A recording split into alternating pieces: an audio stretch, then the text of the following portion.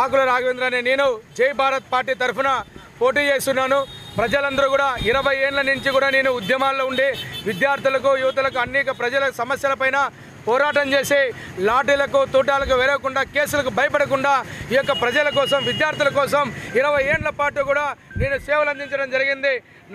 నా ఇంట్లో మనుషుల్లాగా అనంతపురం ప్రజల కోసం నేను సేవ చేయడం జరిగింది. కాబట్టి ఇప్పుడు ప్రత్యక్ష రాజకీయాలకి మొట్టమొదటిసారిగా నేను పోటీ చేయబోతున్నాను.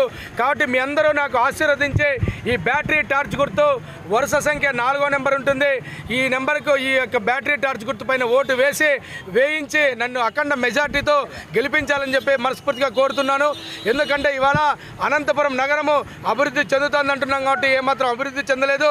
చిన్నపాటి వర్షాలకే గుంతలమైతుంది. డ్రైనేజీ లేదు, రింగ్ రోడ్డు లేదు.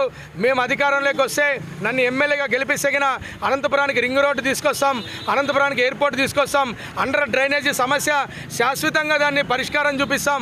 అట్లాగే డంప్ యార్డ్ సమస్య కావచ్చు, మురికి నీటి సమస్య కావచ్చు, అంత శాశ్వతమైన పరిష్కారం చూపించి అట్లాగే అనంతపురంలో పాత రోడ్డు విస్తరణ పనులు మేఘాల మీదుగా మేము వచ్చిన సంవత్సరంలోనే పరిష్కరిస్తాం.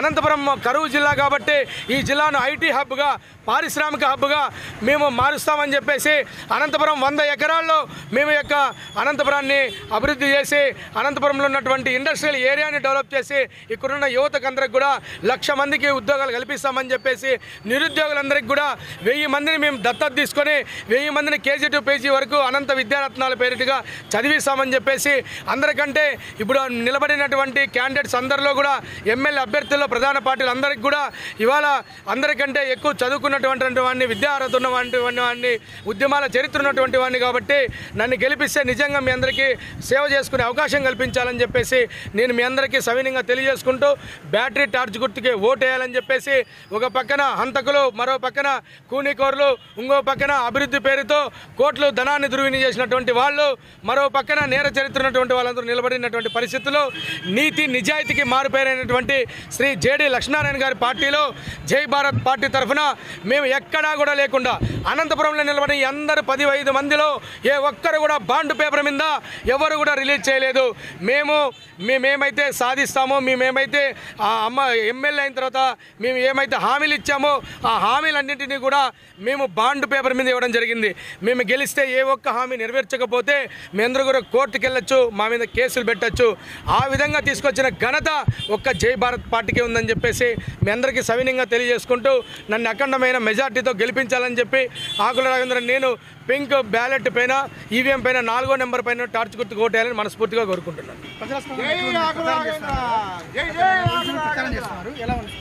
ప్రచారం చాలా అద్భుతంగా ఉంది. మేము అన్ని చోట్ల కూడా డోర్ టు డోర్ ఒకవైపు, మరోవైపు టీచర్స్, ఉపాధ్యాయులు, ఎంప్లాయీస్, అదేవిధంగా చదువుకున్నటువంటి వాళ్ళందరూ కూడా మార్పు తీసుకురావాలని ఇవాళ వాళ్ళకు వీళ్ళకేసే బదులు నోటాకేసే బదులు జై భారత్ పార్టీ అభ్యర్థి ఆకుల రాజేంద్రకు వేయాలని చెప్పేసి తెలియజేస్తున్నారు బ్రదర్. ఎందుకంటే ఇవాళ విసిగెత్తిపోయారు, టీడీపీతో కావచ్చు తెలుగుదేశంతో పాటు విసిగెత్తిపోయారు.